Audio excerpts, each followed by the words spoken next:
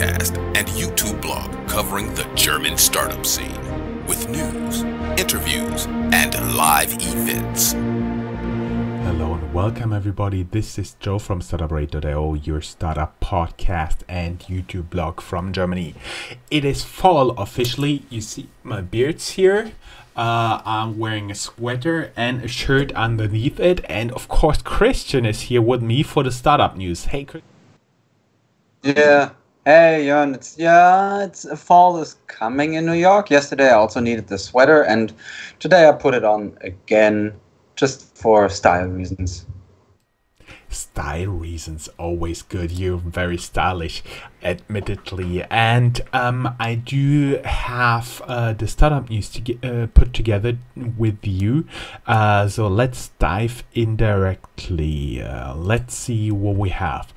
We bring you the startup news of summer. That means July, August, and September 2019 for Germany. We announce all our live streams at Meetup, so go join us there, find us there. And we are, of course, doing this once again as a Frankfurt in New York live hangout.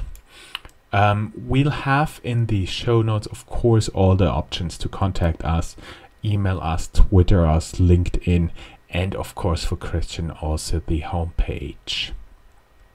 Sponsoring message: Startups.observer supports this program. Startups.observer is like online dating for startups and investors. It is by far the easiest and most efficient way to research potential investment candidates or look for potential investors. Housekeeping, time to brag. We made it in the top 100, 200, 400 and top 1000 podcast charts, now in 23 countries and counting. We made it in the top 400 in Bella Italia and Brazil during the summer. Learn more at www.startuprad.io/about-us. And also, we are starting to separate our tracks a little bit. You know that we try to bring you interviews from all over the German startup scene, crossing all industries. Now we made our first carve out with Fintech Germany, which you'll find in Stitcher, iTunes, Spotify, and of course on Twitter as a standalone podcast. What this means: first, we go into the archives of Startuprad.io and look for all the interesting fintech content we have there and publish it there, as well as current interviews and of course those news, and eventually you'll only get the most recent fintech content we are publishing in parallel on Startupradio as well as on this channel. Your big advantage is you won't have anything else besides the fintech content. As usual, there's a lot going on our YouTube channel, youtube.com/startupradio. Since the last news, we published 10 interviews. You'll find, of course, all of them on the channel. For example, IT Seal helps companies to train their employees in cybersecurity. ULT holds the US patent for a universal translator. My Career and Child is a virtual community to help coping with family and career. Beta allows the calculation of tailored indices. And we had 3 startups of the month by Frankfurt Forward. For example, Sulfur Tools, which is a STEAM, Science, Technology, Engineering, Mathematics, STEAM startup, which replaces toxic components for the production of peptides with simply water. And our media partnership with Frankfurt Forward brings us straight to our hub sections, where only I will do Frankfurt, Rhine-Main, and then Chris will take over. Frankfurt-based sports startup producing the Antelope suit called Wearable Life Science is in preliminary insolvency. They are known for having investors like Red Bull, and we did interviews with them in 2018 and 2019. Very sad to hear that, and fingers crossed they'll get back on track very soon. As one of the founders said during an interview I had with him, they learned hardware is hard. The owners of software maker TeamViewer are planning a Frankfurt listing this year. That could be the biggest initial public offering for a technology company in nearly 2 decades in Germany. You'll learn more on the links. Rossmann, one of Germany's leading drugstore chains, buys 25.1% stake in Frankfurt-based AI trend scout called Swarm. all long-time followers, know our interview with founder Peter Hart, who started out originally with Dr. Severin, an aftershave for women. Seedtable put together a list of 100 best Frankfurt startups to watch in 2019, including many Startupradio interview partners, for example, Beta, Clark, SafeDroid, and Avamo. Even Startupradio is listed there. Fintech News CH, for everybody who doesn't know that, CH is always from Switzerland, points out what many in Frankfurt already know. Frankfurt is the place to mingle between fintechs and the banks, and any kind of fintech company or from any part of Germany comes to Frankfurt, whether they are based in Berlin, Hamburg, or Munich, writes fintechnews.ch. Frankfurt-based cannabis startup Pharmaco kicked out its last CEO. Now it's hired a new CEO, a woman, Katrin Eckmans. She will manage what is left after one of the main investors split the company and took over its production of biosynthetic CBD. Complicated words. Frankfurt is included in the next 50 non-capital European cities ranked by the number of value of angel, seed, and early stage VC deals closed by Stifter.eu, a publication of Financial Times. Frankfurt-based broker Fintech Group is up for sale. Interested parties include rumored to be Goldman Sachs and Germany's largest game developers and studios. 2019 by German special interest publication Gameswirtschaft.de. They put together a list, and number 1 is Bluebyte with location in Mainz. Number 3 is Gameforge from Karlsruhe. Number 4 is Crytek from Frankfurt, known for a 3D engine behind many well-known ego shooters and a big investment from Amazon. Iconic Lab, the ICO accelerator turned blockchain VC, invests in Captain Bitcoin. They write on Medium. Iconic Labs has invested into and seeded the crypto adoption platform Captain Bitcoin. After generating substantial interest from the community and onboarding over 330,000 verified users in the first 30 days of the website's existence, Captain Bitcoin is ready to finalize its MVP and put Bitcoin into the hand of its users by giving away $1,000 in BTC every day in return for users consuming content. And finally, Goldman ready to invest more in German fintechs out of Frankfurt, reports Bloomberg. They also state that they see the ecosystem in Frankfurt developing. Greater Rhine-Main area Volocopter reveals its first commercial aircraft, the Volocity Air Taxi, on TechCrunch. And Bundesliga team Erster FSV Mainz 05 now has a launch for founders in cooperation with partners where they can pitch their startup. Whew, that was a lot. Giving over to Chris. Yeah, I mean, just a couple of thoughts there. I think it's really interesting that TeamViewer becomes such a hidden champion, because I think also rightfully so. They are doing a good job in bringing families together, because children can take care of the computers of their parents without being there. And I think it's a product that works really, really well. And with Volocopter, I think it's also interesting because you see that it's a company that really tries to move fast. They have plans that in the fourth quarter, they will already have some test operation in Singapore going on. So we will see how that goes, because so far this Volocity Air Taxi that they presented just has a range of around like 20-25 miles, and it's just made for 2 people. And it's really going to be interesting to see how scalable this business actually is. So we will see. Now we have the classic New York siren in the background, but it doesn't matter, because we will move on to Hamburg, where we see in venture capital news that Deutsche Telekom Capital Partners, DTCP, raises and starts a second venture capital fund with $350 million, focusing on software as a service startups, adding in the process Zeiss Group, which is a German manufacturer for glasses and lenses, and SK Telecom as new corporate backers of the second venture capital fund. And in Munich, the other end of Germany, compared to Hamburg, there is Scalable Capital, Germany's largest robo-advisor, which raised 25 new million euros in a Series C round. So congratulations to them, which means from the hubs, we move on to the German ecosystem as a whole. And the first story that we learned about, or that was interesting to us in the summer, was Wirecard versus the Financial Times. Because if you look at it, the Financial Times has been bashing Wirecard for some time now. And there were reports on February 7th on suspect transactions in Singapore. It turned out that short sellers knew about the article days before publication, and so the Financial Times had to question their reporting, especially given the very small volume involved in those Singapore transactions. Reuters has a good overview of that. We have a link in the show notes. And also, Wirecard sent a letter to the Financial Times to stop publishing articles and conduct an internal investigation. It appears that Wirecard got hold of an audio recording of short sellers discussing the unfavorable articles before the Financial Times publication. Wall Street Journal then wrote that the FT has hired a law firm to conduct a review of the Wirecard reporting.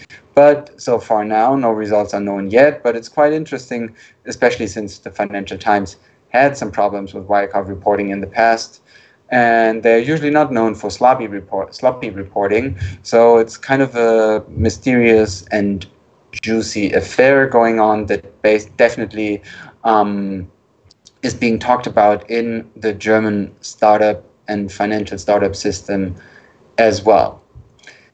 Then we have Check24. Check24, for those of you who don't know it, is a huge website in Germany that compares all kinds of offerings. So it's a bit like Expedia or Booking.com, but not just for travel, but also for insurances, and for flights, hotels, rental cars. But they have all kinds of different offerings, and also real estate. So they used to be the top dog for B2C financial services too. Now FinLeap is rolling out a challenger called Yonko, and we will see whether Check24 can sustain its position in the market. And the last thing from me, since I worked a lot in that area too, if you look at mobility companies, Mazda is pulling the plug on its car-sharing joint venture with Deutsche Bahn, Lidl, and the mobility provider Choice, headquartered in Berlin. So someone dropping out of a very competitive market that in Germany is very heavily influenced by that joint venture coming from BMW and Mercedes. So a smaller company like Mazda is probably not cut out to be in that market anymore, as shown by the fact that they stopped doing it. Back to you. Thank you, Chris. The interesting stuff was that Gründerszene, the usual disclaimer, you write for Gründerszene, wrote that nobody earned money with car sharing yet, and Mazda just pulling the plug. We will see where this is going. Food delivery wars. Europe's food delivery wars are just beginning, writes Startuprad.io. It's been a very busy few weeks for Europe's food delivery companies. Just Eat and Takeaway.com, the two veterans of the market, agreed a merger. They combined the company worth a whopping £9 billion. Uber Eats announced that it plans to start delivering groceries items too. Told customers it would be pulling out of Germany, acquired a Scottish software startup, and announced plans to boost its tech team. And rumors swirled that both Uber and Deliveroo were eyeing up Spanish delivery startup Glovo for acquisition. The battle over Europe's stomach is just only beginning, it seems. And that was a quote from the article, which is strongly recommended. And Chris, want to say something? Hang on. Sorry for interrupting. One interesting thing, especially about Uber, is that the company so heavily tries to diversify and tries to make money, yet it also doesn't really succeed. So if if from time to time you're also listening to other podcasts than ours, I really can recommend the New York Times The Daily episode about Uber a couple of weeks back. It's really interesting. They got in depth about the whole company never turned a profit, and that the whole system is really, really hard to make money on. So it might very well be that the whole history of Uber and Lyft and all of its competitors might not turn out to have a happy ending. That, of course, can happen. Maybe also not a happy ending. Fintechs in Germany, we hope it's different. Out of approximately 800 fintechs in Germany, 200 failed since 2017. The number does not include mergers and takeovers. This is quite a good quota with close to 90% expected failure rate in startups in general. I would expect around 700 failed. Most fintechs fail in their third or fourth year of existence. It appears B2C fintechs fail at a slightly higher rate. Most failures are accounted for in the subsectors of financing, which saw 70, PropTech 52, payments 29, InsurTechs 22, investments 20, and crypto 11. Related to it, Penta, German digital bank Penta, gets backing of billion-dollar venture fund. You find the link in the show notes. Learn more about them here, since we, Startupradio.io, kept track of them since 2016. And related, Fair, Fairr, the Berlin-based fintech unicorn, Raisin acquires German pension startup Fair. We found it on CoinSpeaker. Fintechs, we stick with them. Fintechs in Switzerland, Zurich-based Numbers, whose investors include Josef Ackermann, former investment banker and CEO of Deutsche Bank, has raised another VC round, turning it a unicorn. The unicorn plans to expand in other countries, and once again, a critical article pointed out that they never made a profit. Now we're going to dive a little bit into the hot topic of this summer, Libra. How Facebook raced to build its Libra coin. The social network quietly assembled a crypto team and courted partners for more than a year, writes the Financial Times. And then we found something very interesting. Many people may know Dr. Doom, and he also has some thoughts on it. What about the claim that Libra would be a boon to financial inclusion in emerging and developing countries? Perhaps, but Libra may instead become a source of major headaches for them. Emerging economies have long been combating so-called dollarization, the tendency of residents to seek insurance by holding US dollar accounts in local banks and dominating contracts, including wage contracts, in dollars, because dollarization kept central banks from serving as lender of last resort to domestic banks. It foments financial instability. It also renders monetary policy less effective by, for example, limiting the positive effects of currency depreciation on exports and employment. That was from the FT. And Dr. Doom, he is a professor at, I do believe, NYU. He's an Italian, and he is Nouriel Rubini, and he is known for having predicted the last financial crisis. And he writes about Libra: cryptocurrencies have given rise to an entire new criminal industry, compromising unregulated offshore exchanges, paid propagandists, and an army of scammers looking to fleece retail investors.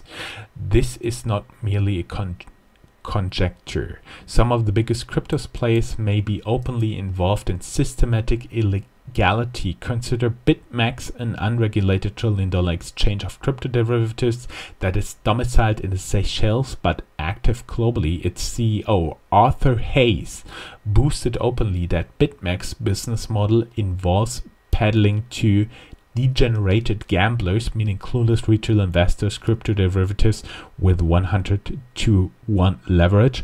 Plus, many people remind us of the default of Argentina on its 82 billion sovereign debt, which is the largest the world has seen. But Argentina's failed policy, known as currency board, is exactly what Facebook is trying to create with Libra.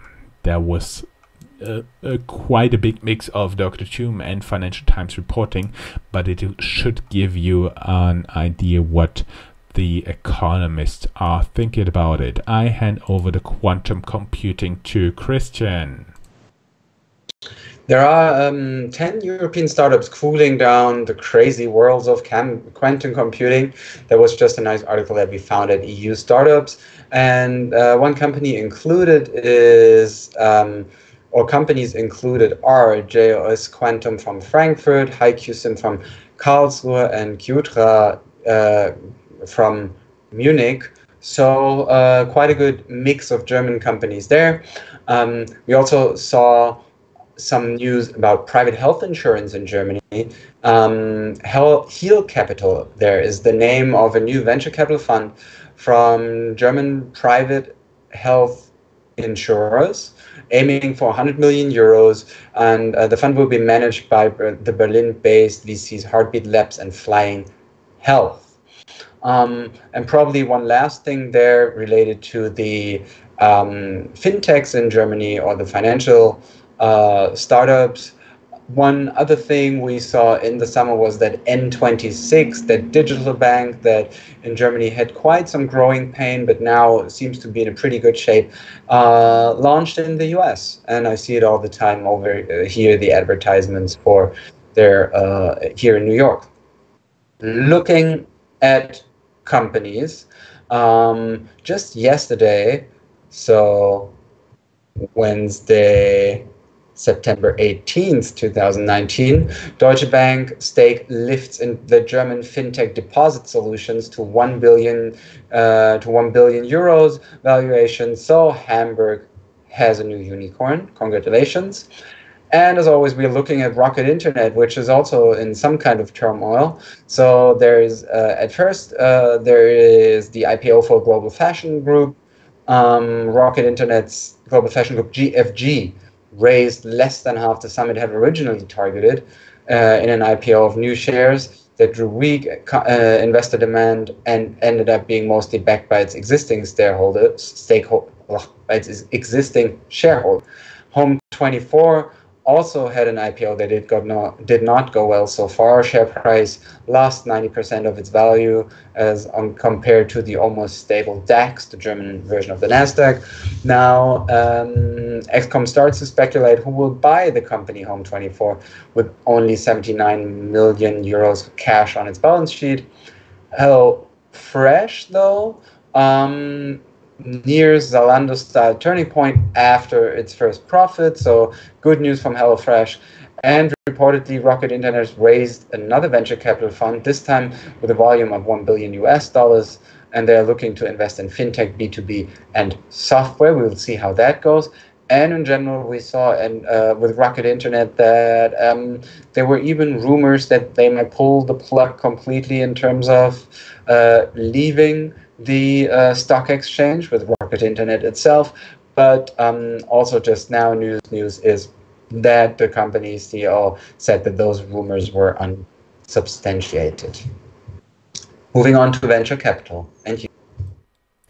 Thank you. Venture capital, as always, this is just a very, very tiny selection. We had like hundreds of venture capital funding rounds, so we just picked a few, and maybe you'll find some more important ones. Just let us know. Raisin, a Berlin-based savings and investment marketplace, said it had tapped investment bank Goldman Sachs for chop-up funding as it joins other European fintech players in targeting the US market. Related, Raisin picks up 28 million backing from Goldman Sachs for its saving and investment marketplace from TechCrunch. Another news, Berlin-based Billy raised 30 million euros for its B2B invoicing and payments platform. Vienna-based Bitpanda launches their global exchange after having raised 43.6 million US in their initial exchange offering. Berlin-based game studio Klang raises 20 million euros to develop its MMO virtual space Colony Seed.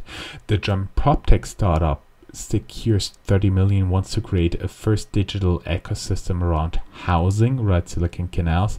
And Berlin-based logistics startup Sender raises Series C financing around 70 million US dollars, right? FlightWaves. Related, Germany BaFin approves next security token offering as Startmark seeks 50 million euros. And we have a little bit more news on fintech. Berlin-based Solaris Bank is looking to break even in 2020. The fintech was founded in 2016 and increased revenue threefold since, but it also has also losses worth 18 million euros, writes Handelsblatt. And for the last two news, I hand over back to Christian. We have a fashion merger of Mondo and Outfittery, two companies that try to style up with personal consultation.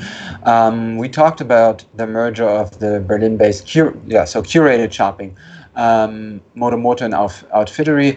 Now Jochen Krisch, the e-commerce analyst and blogger at excitingcommerce.de, uncovered that Moto shareholders only ended up with 16% of the new company.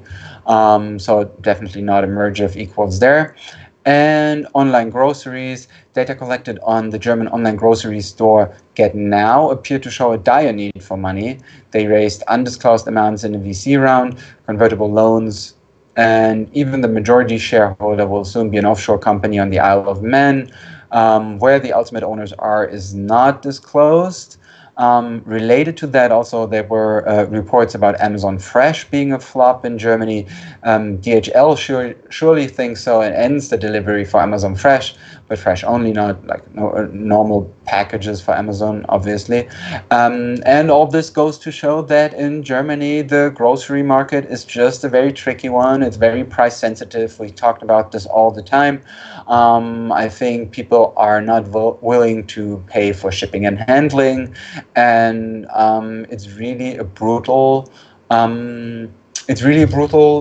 business, and has been ever since, which was also shown, for example, by the issues that Walmart had when it tried to enter the German market in brick and mortar retail. So yeah, Germans love their groceries cheap, period. Don't invest, people. No, I don't know. Am I allowed to say this? This is not an official endorsement or not, but I just want to raise the idea that it's very hard. Back to you. None of us is an investment advisor. None of us is a lawyer or tax advisor. Before you do anything, seek their advice. That was it from me. It was such a pleasure working with you again, Christian. We will get together end of October to do another Startup News wrap-up together with you.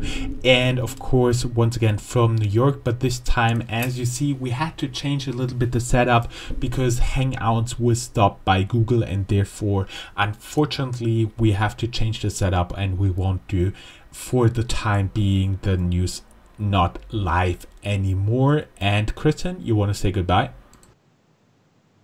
Goodbye. Thank you, guys. It was a pleasure as always. Thank you. Bye-bye. That's all, folks. Find more news, streams, events, and interviews at www.startuprad.io. Remember, sharing is caring.